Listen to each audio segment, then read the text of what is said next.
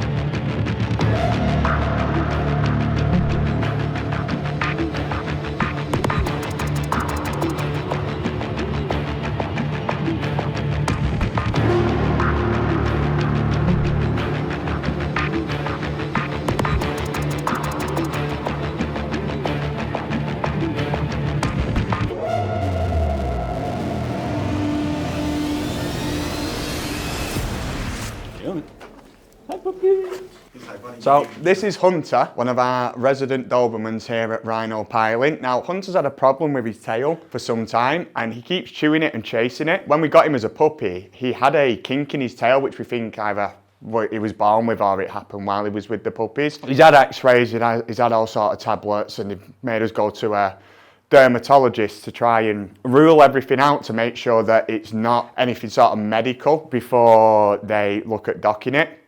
Now, he went to the dermatologist yesterday, which was all the way in Warrington, and they have now ruled out it being any sort of allergy. They've also reviewed the x-rays, which we haven't seen before, and you can clearly see where there's sort of a bit of bone in the tail that shouldn't be there, the lady was showing me. The upshot is we now have permission to dock Hunter's tail. So not this Friday, but next Friday, he will finally be getting his tail docked, which is great news for Hunter because all he does all the time is chase his tail. Because every morning you come in, Jamie, what's he doing?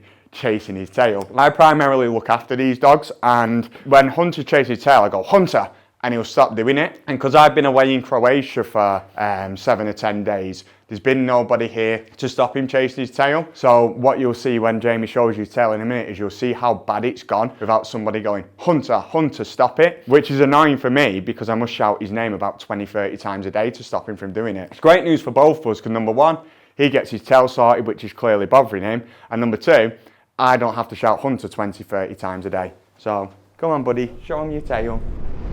Good morning everybody, another day, another site. So today is the beginning of Operation Townley, and what we're doing there is driving some piles. We were originally at this site months and months ago. Originally we were driving some piles and a fella came running over and basically said, no, you need to stop straight away, there's gas. So there was a whole issue with potential gas leaks. So we haven't been on this site for a while, but obviously now it's confirmed that it's not going to be a problem, although there is supposedly quite a strong smell of gas on site, which we've been told is not an issue. But I wouldn't personally be sparking up a cigarette just in case. That's where we're headed now. I believe Ian Beaumont is on his way there too. The team on site is going to be Chris and Phil. We're 15 miles away, 28 minutes.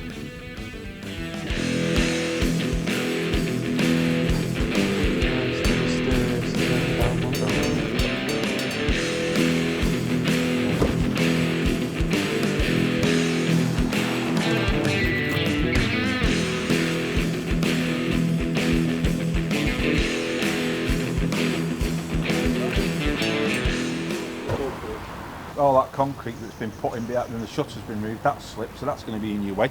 I'm assuming whoever's Ian spoke to has already sorted it out. Yes, I know. I know. It'd make a really good pump track, wouldn't it? Yeah, Be kids good fun. BMXing. Yeah. Downhill, uphill? Oh, are you driving? Yes.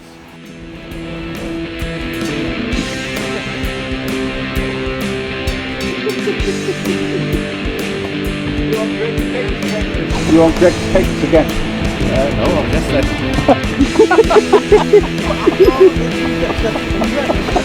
Stop! You tapeworm, I'm telling you.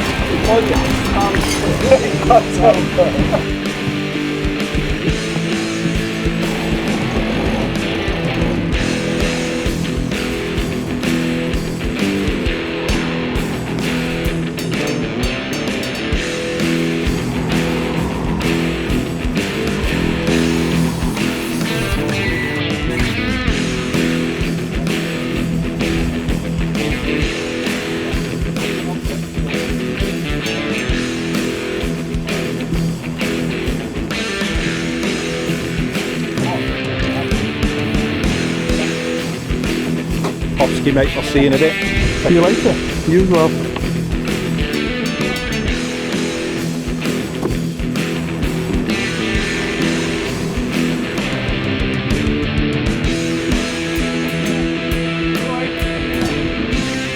Don't forget to check your nuts daily. This is on the sticker. Check your nuts daily.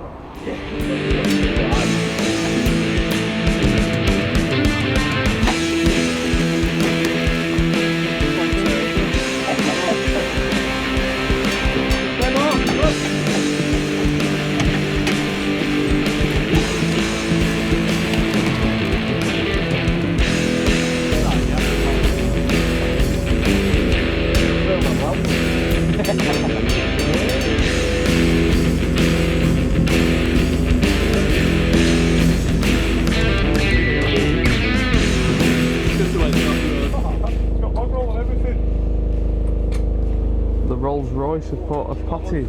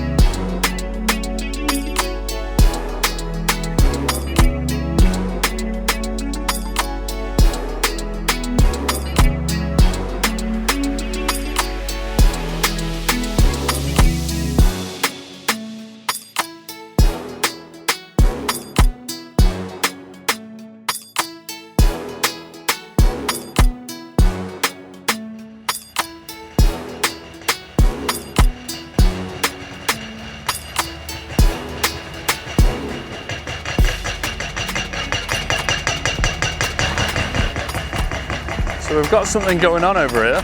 We've got 2 piling teams, 4 lads total, and we've got 2 different methods for driving piles. So what we've got over here on John and Liam's team is a Grundermat and an air winch method, which is what you see a lot of on this channel. But over here, Chris and Phil are using a Vermeer pneumatic mould and the tripod, which you can see over here.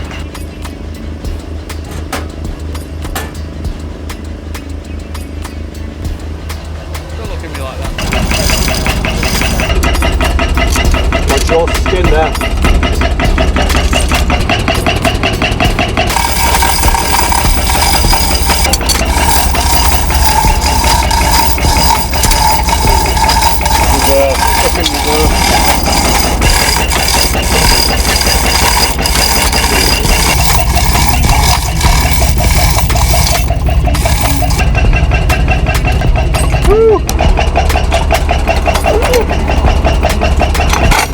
Smells more powerful.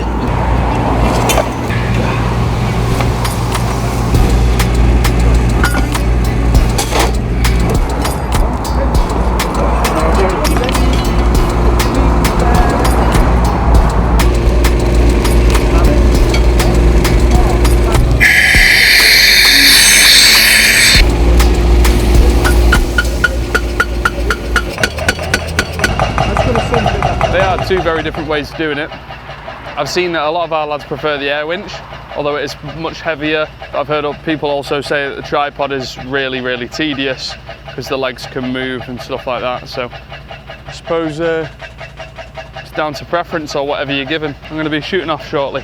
Something I actually didn't mention before too much is these piles here, all 5 of these piles, are actually from September 2023 when Jaden and John came to drive them, and then they had someone from Cadence come over and say, you need to stop, there's a gas main running through here.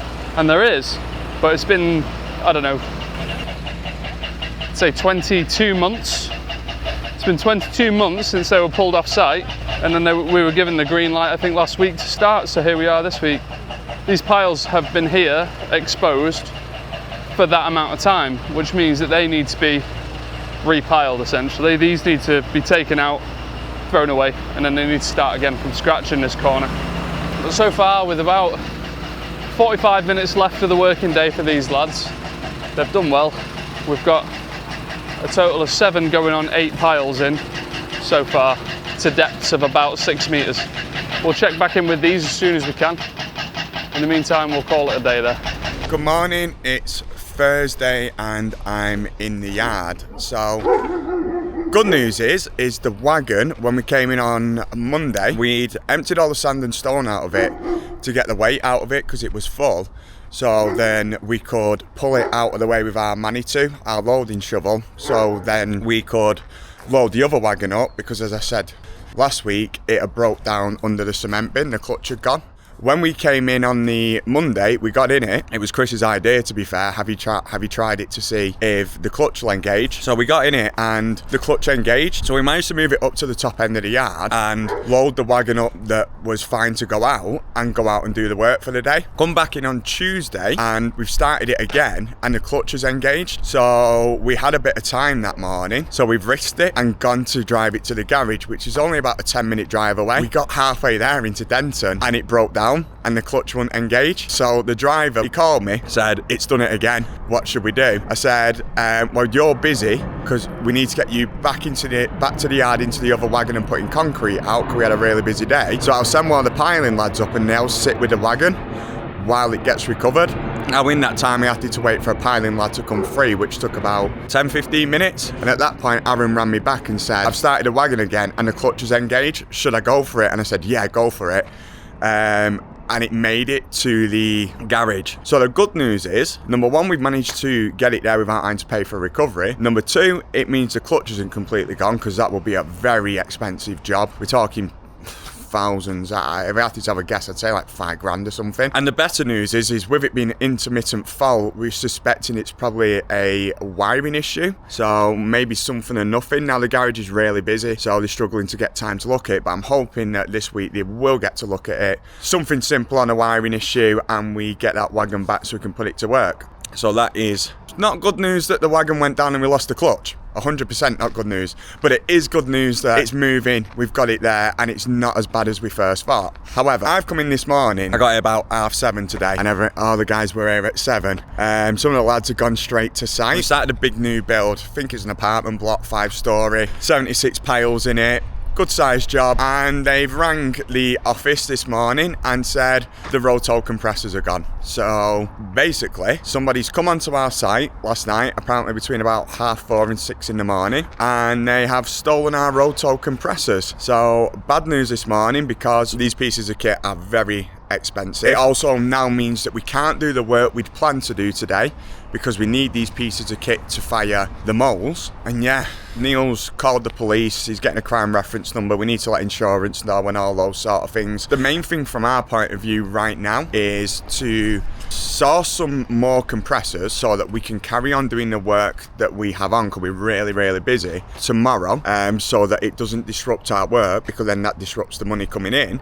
And if I'm quite honest with you, I am very not hopeful that we will ever get these compressors back, because the police have already said that they won't investigate it. Can we go around and get our own footage? Unless one of the neighbours' cameras has the reg of the van on it, so then you've got something to go off, I don't think we'll ever see these roto compressors again, which ultimately means it's going to end up being paid out on insurance, which will affect our insurance premiums and so on and so forth, which isn't great. It's not a great start to the day, but yeah.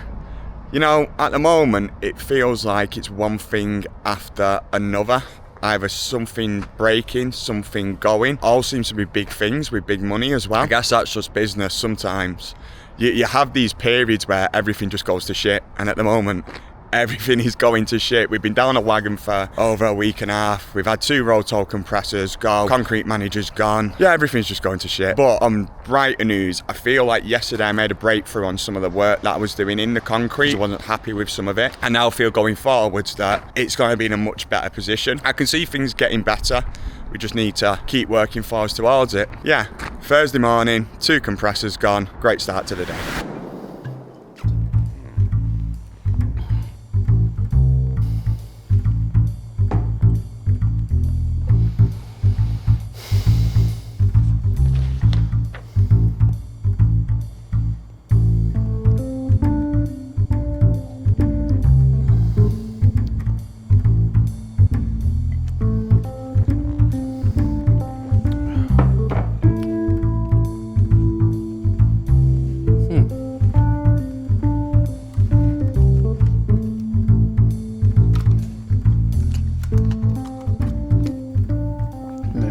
Solution to our problem after all. I'm headed over to Middleton because we've seen some footage that one of the nearby houses has very generously shared with us. The person who stole both our compressors is on camera, right? They're on camera driving away, but we can't see the registration plate. So what I'm going to do is I'm going to send the drone up in the air, and then we're going to see if we can get an aerial view, which will hopefully reveal whether or not the compressors are still nearby. Because if they are, we've solved the mystery of where they've gone, and we can also let the police know that we've found them ourselves. We know what kind of vehicle to look for, which is a good starting point. Sort of Toyota crossover, like a RAV4 looking kind of vehicle. But yeah, we're going to head over there now. I'm about 9 miles away, and then we'll see if we have any luck.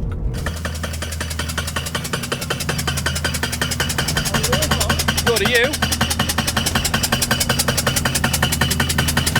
Right, I'm here with Chris. Say hello, Chris. We're going to send the drone up here in Middleton to see if we can find our 2 stolen compressors. I've got to wait for the GPS. Got 14 satellites. It's gone to 15, down to 14, up to 15. There we go. Right.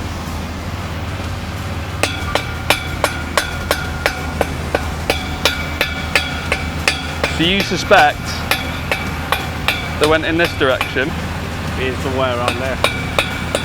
You got the tip here. Yeah. Which I don't think will be on there. No. So I reckon it's turned left there, and it's could be somewhere around there, I reckon. Right. Currently 92 meters in the air.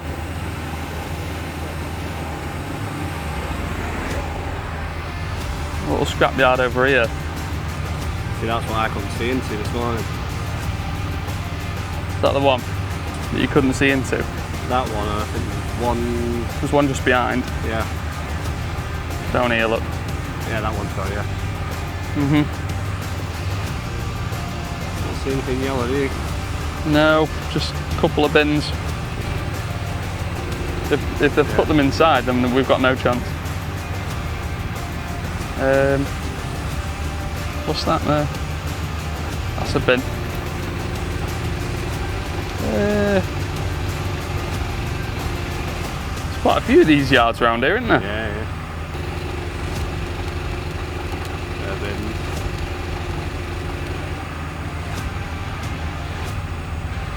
What about this fella here? Gala.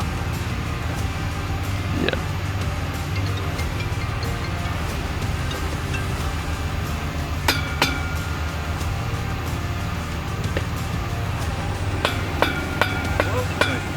Alright, Bowie.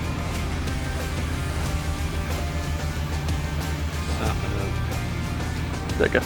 No, yeah. Skip. Oh wait, what? Oh, wall like it. Yeah, wheelie bin. It's just with it being bright yellow. That's a bin as well, yeah. Yeah. How far's the drone out now? 288 metres away from us and 97 metres in the air. But he definitely went this way, didn't he? Yeah. Good catch. So, if he's not going in the estate, might go straight up, but... Oh, we have to check that car park. Oh, I was going to check on the way out. Go that way. This way. Yeah. It's up there somewhere. Keeps dropping the signal because it's far away. Oh, don't leave it. We're not going to, it's fine. This one. Go that way. Little, these houses up there. Bit of the car park behind them. The next street up. That car park there.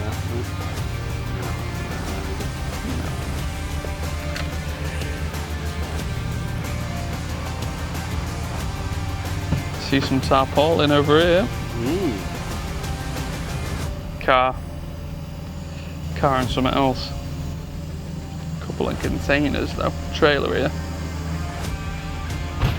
Thing is, it could be in any one of these, couldn't it? It could be fucking anywhere.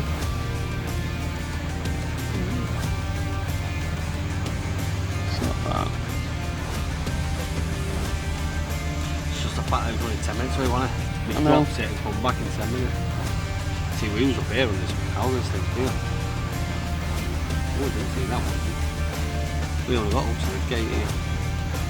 That looks suspicious. Oh, I don't know. Max altitude reached. No, 120 metres. That's us there, isn't it? Yeah, nothing, is there? No, sadly not. Doesn't help that it's been a couple days, I think. No, I think that. Could have been done, you know, the first day. Yeah. Right. Not right, yeah. Look at the state of that building that they're knocking down there. How funny would it be if it was on there? Under all that rubble. Manky that, isn't it?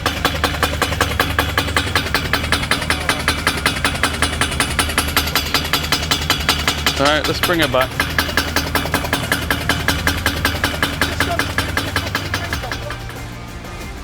Suzuki Vitara, wasn't it? The car. It was a Vitara. I saw a red one earlier. Oh yeah? Yeah, it's a Suzuki Vitara. Hey? Was it?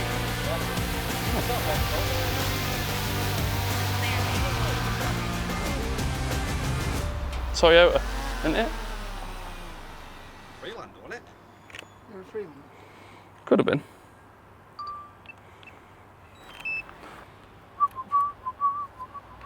Yeah, it was only really welding that I hadn't done before today, so. Well, you've done all right there. Don't look too bad at all. I just gotta get back into using the welder, slow down. Yeah. When Chris and Phil do it, they tend to try and, they're kind of like that. Yeah. Just like you're sewing, almost.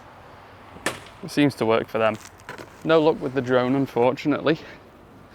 However, we do at least now have the vehicle that stole both compressors. We've got a video of them literally stealing them. We just don't have the registration plate yet. Thankfully, the lady over here with the camera, she says that her son's going to have a look through the footage and see if he can let us know if there's any more information he can find us.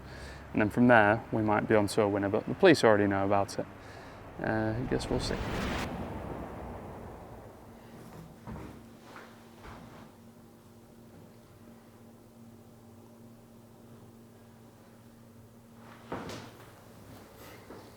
So that's one of the compressors being towed away, and then that same vehicle returns 10 minutes later and tows the other compressor away. Very frustrating for our plant to get stolen. Like, they're tens of thousands of pounds each, and somebody just rocks up, cuts the wheel box off of them, puts them on the back of the vehicle and takes them away to probably sell them. I guess this is the shit part of business no one tells you about. We have had not a great year this year in that sort of sense. So if you recall a few episodes ago, we got sold the van that had been clocked with over 100,000 miles, and that was a full-on fiasco for weeks. We've had 2 compressors stole off the site. I've had clutch go in the Volvo wagon in the last week, and these are just the bigger things can think of this year. Bearing in mind we're only 7 months into this year, and most of it is like over the head now. But yeah, just another thing to add to the list of business. And I don't know, when people look at business, everyone thinks it's easy until you're doing it and you've actually got to pay the money out for stuff. Because you can imagine, add that sort of money up and it's a lot, and now you've got to find that money. This is the difficult side of what we do. However, you can't really let it get you down. You just got to move forwards with it. So when this happened, I guess from experience, because I've been doing this a long time now, it wasn't the end of the world, because I came in and I didn't know about it. I got told about it off one of the managers, and I went, right, fine, let the hire company know. It'll go for insurance. The most important thing we need to do is find 2 compressors, replace and keep the jobs moving, because at the end of the day, that's what you got insurance for. But if I were new to this or not as experienced as I was, it would probably be the end of the world. I went, what do we do next? What do we do? But still shit. Doesn't make it any better because it's gone for insurance. It's going to put our premiums up. It's another cost. It's messing about for management to then find the compressors, downtime on site. And yes, it feels like another thing added to the list of this year. But, as I said, that is business. Good morning, it is Friday today.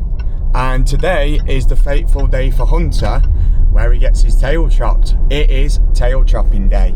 Now, this is a good day, because this tail's been bothering him for a long time. It broke when he was probably 8 weeks old, and I'm so sick of shouting his name to stop him from going after it.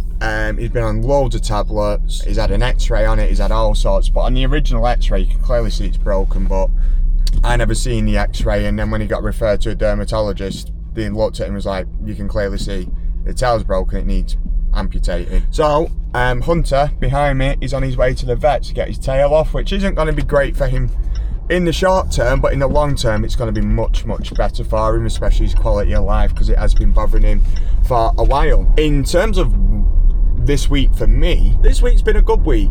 So as you know, I've had to get more involved with concrete, which has been difficult, I'm not gonna lie. So there was a lot of lines of debt, to be accurate. There was 137 lines of debt, that's invoices, that hadn't been paid and needed chasing in, and I am probably sub 15 on them now to get in, which is pretty good going. I'd say 5 to 10 of them I've got promised payments on, and then the other 5-ish I just can't get an answer out of the people, so I'm just gonna have to keep pressuring them, phoning them, and then eventually probably turn up to the job and be, where's the payment? So that gets the money in, which is a good thing, because that bank account was low, just because we were doing work but not collecting money, which is madness. Put a new system in place so that we are getting the money up front or pre-authorising the payment. So now, instead of doing the work and then chasing for the money afterwards, we do the work and then the payment just gets taken automatically afterwards. So the workload's just reduced massively, the cash flow's improved. So there are 2 good bits of progress I've made. I've really worked the numbers down and worked out what the costs are in terms of materials, overheads, wages, all that sort of stuff, and got us to the point where I've done some adjustments in the pricing wasn't right. That was a bit of a nightmare to work out because of the variation on the different cubes and when to charge delivery fees and all those sort of things. So I've had to redo the price, chase all the lines of debt, put a new debt system in, redo the pricing lines based upon, not guesses, based upon overheads and costs, which I've had to get all the overheads and costs correct. And I can say with confidence yesterday, the company made a profit running only one wagon but covering all of its overheads, plus covering the overheads of the second wagon. So when I say overheads, including the building, the insurance, all the staff, everything, plus, like I say, the additional wagon. So it really feels like, in terms of concrete, I've made a breakthrough, and this is a turning point where, as long as we keep the work coming, which the work is there to be done, and with this bit more structure in it, the company should start to head in the right direction, because it clearly was not heading in the right direction. You can't do work and not collect money. You can't do work you're not making money on. It's just, you're not going to last very long. I only blame myself. I should have been more involved in it and looked after it more and looked at the numbers more and really got involved in it. I never blame other people. I always take responsibility for everything. I think it's the best way, because if you take responsibility for everything, you're in control of it. The people that pass responsibility onto others, you're not in control of your life, because everything's someone else's fault. That's just the way I look at things. So all in all, a good week, and piling is solid, very busy, and that keeps ticking, and concrete is on the up. So all in all, a good week at Rhino. 2 compressors stolen, Hunter getting his tail chopped off. It's just been a weird old week. For us, as people who are employed to market the business, it's been a great week, because we've had lots of stuff to talk about and lots of stuff to show you. How do you, as a business owner, from Brad's perspective, handle stuff like that? As an employee of that business owner, how should you handle that? It's interesting. We'll put it that way. It's an interesting take. It is Friday and it is the end of the week, and I'm going to tell you about what life is like being in business. Like everything in life, it has its ups, it has its downs, and this week has been a down. This week has been shit. That is a life I have chose. The clutch went in the concrete wagon. I've made absolutely no money, and it's cost me money, and I've had people standing around, let customers down, I'll give the work to other people. Great. One of the concrete drivers has left. He handed his notice. It's not a surprise that he handed his notice in 2 weeks ago. He's got an opportunity, a good opportunity as well, something he's wanted for years. Can't fault him for that. Did it the right way, came and seen us, let us know what was going on, and that's fine, that's cool. But it happens on this week that's been a shit week. So wagon gone, driver gone. Not good concrete wise. Yesterday I said I feel like I'm making a breakthrough on this concrete business, and then today I just feel like 2 steps forwards, 1 step back. So one of the things that, as I've come in, that I actually mentioned it yesterday, being booked out, the money isn't being taken, then you have to ring afterwards to take the money, which is just stupid. It's messing about. So we obviously do piling, done it up and down the country. I've done it for years, and I have never ever had anyone send me concrete and not take the payment up front. It just doesn't happen. So we've gone and done a job, got halfway through the job, we can't get the rest of the concrete there at the time they would want, because that is how concrete goes. It just doesn't work that way all the time. We can't magic wagons into places for amounts.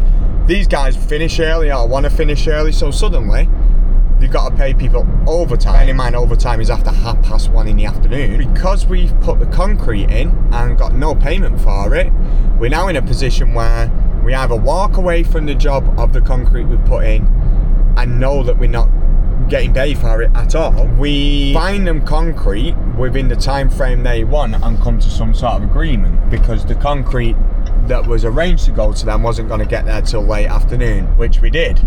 We found them the concrete they wanted. We paid more than what we were charging them for, and we got the concrete in for them after giving them a big whopping discount for the time of the lads for the extra 2 hours they have to take to put it in to half free, which is absolutely nuts. Now, don't get me wrong, I get where the guy's coming from. I understand his point of view. I 100% get it. I do. I sympathise with the guy, and he's well within his right to do what he's done. Concrete don't go that way. I put in loads of concrete up and down the country, different people, and it's a nightmare. You think your concrete's coming at 9, it doesn't turn up till 3 in the afternoon. I have never ever managed to get money off a concrete firm because we've had to sit and wait for concrete. And to be fair, I accept that because I know that's the way that concrete goes. I know that because of how much concrete we put in, an unbelievable amount of concrete over the years, as you can imagine, doing pipe. Never have I managed to go to a firm, I'm not paying yet, or I want money off, give us my lads' wages for sitting around. I've had lads sat on jobs where concrete's meant to come at 8 in the morning, it's not turned up till 3, 4 in the afternoon. We've had to get the job done because the builder's got a bricklayer on the next day, so we can't just go and go, our concrete didn't turn up. Your bricklayer's delayed because then from a piling perspective, then they won't want to pay us because the bricklayer's then got nothing to do the next day, so we have to stay and do it. It's just not been set up the way I would have set it up if I were doing it. But I'm in control now, it's all on me. Stuff like this comes up, you implement something, you change it, it doesn't happen again. Like all our terms in our piling is somewhere where I lost money, or where I've learnt a lesson, and I won't let it happen again. Now, I'm fair. I know I'm fair. Like, there's stuff in it that says, if this happens or that happens, we won't pay for it. Fine. Now we will pay for stuff that's fair. I remember about 4 years ago, one of the lads put a bloody one of the winches through someone's patio door. Well, not a door, the glass. And I paid for it because it's the right thing to do, because we damaged it. But another example was, some guy wanted £100,000 off me for a job that didn't go the way he wanted it to. The stuff that he put in it, honestly, was unbelievable. I don't really want to go into it. It was that bad. It was a bad one. Didn't get the money, but I can trust myself to do the right thing and pay out on things that are right. But I can't trust other people to have morals and do that. So I'd rather have the ball in my court. For example, that glass one where I go, yeah, we need to pay for that. That shouldn't happen. Compared to just leave ourselves open to people that just think, fucking hell, they're doing all right then. It's a good company that. They must have loads of money. Let's see how much shit we can throw them at, see what sticks and how much we can get out of them. The point being that, yeah, I've never managed to get that out of anyone, and we're just not set up in the right way. Take responsibility myself again. We change it, we implement it, it doesn't happen again. That's how you learn. So that's another thing that's happened this week. And by the way, just add all this money up this week, clutching a wagon. We've got a wagon that didn't go out on the road all week and did no concrete at all. We've got the wages I've had to pay for those people. We've got the loss of the income of all the concrete that we didn't put out. We've got 2 stolen compressors. Like, how much do you think this week has cost me? Like, sometimes you just think, why do I even bother? What's the point? Like, potentially, like, this month or the next 2 months just made nothing, so I just work for nothing. Yeah, I go on a lot of holidays and I'm well within my right to do it when you think of stuff like this, because who would put themselves in this position that I put myself in? Like, you gotta be crazy. But I enjoy it. I do love it. There's loads of ups to it. There's loads of downs to it. These are the downs, and I've got to show you the downs, because otherwise it won't be a fair portrayal of life as a business owner. So I've then got home, gone 5 o'clock, parked up on the driveway, and I'm like, oh, thank God this week's over. It's been a nightmare week. Park up on my driveway, got a text message, look at the phone. Well, the piling lads, good piling lad, I like him a lot. We knew nothing about piling, he's learned how to pile, and he's genuinely a good lad. He's not been in for the week because he's been ill. Anyway, he sent a message saying, wanted to do this face to face, not been in for the week because I've been ill, but I've been given a job opportunity and I've took it, essentially. And I'm like, really? Like, could you not pick the phone up to me and be like, I'm thinking of doing this, or I want to do this, or at least like give me some sort of reasoning behind it, or some thoughts behind it, or some understanding behind it. And it's hard what I say here, because I really do like the person and I don't want to feel like I'm taking it out on that person, because I'm really not, and I do really like you. I really do, and this isn't about you, but it's just go out, find work for people. Got work set up next week for this person. Pressure is on me all the time to find these people's wages, find these people income. Like, I've had no concrete wagon all week, I've still had to find the people's wages and income. Everything's on me all the time to do this. And then, like, stuff like this happens, you feel let down in a way because of how much you're putting in and how much responsibility you take. I never ring anyone and go, you're not in tomorrow, I'm not paying you. I always offer, if we've got no work on, piling, concreting, I always offer people work in the yard. I always find them work, or they can have an holiday if they don't want to work in the yard. And if they ain't got the holidays to take, and they don't want to work in the yard, then obviously you take it off unpaid, but they have the option. And I just find it so difficult. Like, it's quite frustrating to find yourself finding work for people all year round, especially when you don't have work on and you're not earning money and you're paying wages for and giving people work to do. I want it doing and I want stuff to improve, but really, it's not earning me nothing. It's helping those guys out, and then just for like people to go, right, I'm going. No, it's not nothing. It's like, I've got work set up for you, but I've spent all these years finding you work when we didn't have work and paying you back, and I just don't. Sometimes I just don't feel like, it's not the wrong thing to do what I do, it's definitely the right thing, and I wouldn't change the way I do it, but I just wish it was. Sometimes you just don't feel like it's reciprocated. I've literally got work set up on Monday for this person. Now on Monday we're going to have to pick the phone up and let those people down, like it's a full job, and I'm just gone, I'm out. Okay, great, what do I do now? You know what I mean? It don't feel like a two-way street sometimes. So all in all, it has been a real bad week. I've been through this loads of times. It's not the first time, it's not the last time, where literally everything just goes to shit. Like, it's not the end of the world. To be honest, everything hasn't gone to shit, it just feels like it at the time. It's got loads of great things and loads of good things going on, and it's not the end of the world, but it feels like it at the time. And I've always said, when you have this feeling and you look back and go, remember when I was here and now we're here, look how much better off we are. Look at what we've got now, look at what we've done. We don't even look like the same company. Like, we're night and day better. Look at all these different stages where it feels like shit's hit the fan and it's the end of the world, and then we just come out the other side better, bigger. At no point would I go, I wish I could go back to the way we was back then. Like, every time we get better through the hard times, and I think that's one thing you need to always remember, whether it's business or in life. Like, the things that come to test you are there to make you better. There was a quote that I quite like. It's not a quote, it's like a video that I quite like. I'm not religious, by the way, so don't take this in a religious way, but if you think of like God or whatever you believe in, if you wanted to make somebody resilient, for example, what would you do? Well, you wouldn't hand them everything. If you wanted to make someone patient, for example, you wouldn't just give them everything straight away. You'll make them wait, you will make them work for the things that they want. That is how you develop the character of people. If you just hand something to someone all the time, that person's not going to develop the trait of being patient. And that's how I kind of compare this scenario. Like, if it was, number one, if it was easy, everyone would do it, but it's not easy. And number two, these times that you go through, they just make you so much better. They make you so much better on the other end as a person. The skills, knowledge, and the things you develop, and the character you develop, but also from a business perspective, you make the business better. You always do. So, yeah, not a great week. But weekend's here, you reset, you go again Monday, and you just keep pushing forward. In other news, Hunter, you might be able to see his cone on the back, maybe not, is now done at the vet and has his tail chopped now. This is probably the only good thing that's come out of this week. Hopefully I don't jinx it if something happens. But that tail's been a nightmare. He's been chasing it for like 18 months, 2 years. I have to shout at him to take his attention away, to stop him from doing it.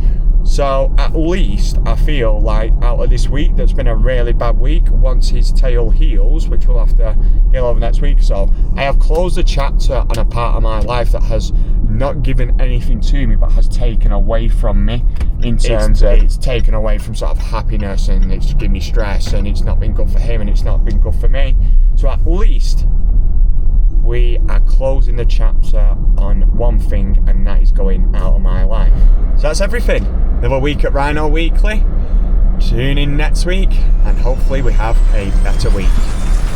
So, it's no secret that I am not a detective or a private investigator.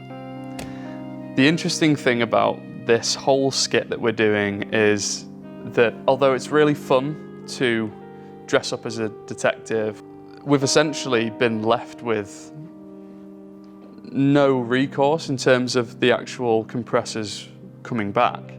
We have an image, this is real, of the person who stole it. That is real.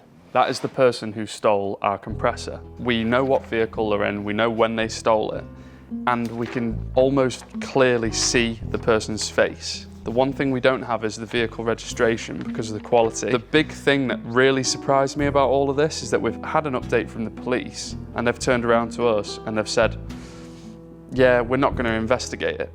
We've done half of your job for you. Footage of the person stealing it, and we have their vehicle, and we have a time of which it was stolen. So it's unfortunate.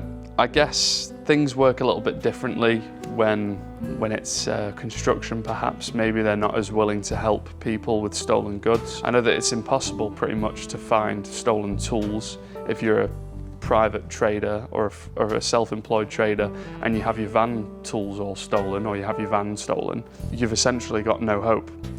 And I feel like this is kind of the similar situation that we're going through here at Rhino. In conclusion, it's been a loss for us, this compressor issue. One thing before I leave you, if you do see this vehicle in the Middleton area, please get in touch. In the description, you'll find the contact information to come forward with any information you might have. Thank you so much again for watching. If you don't have any information for us, but you do find an interest in what's going on and you want to see more, let us know what you think in the comments about our videos.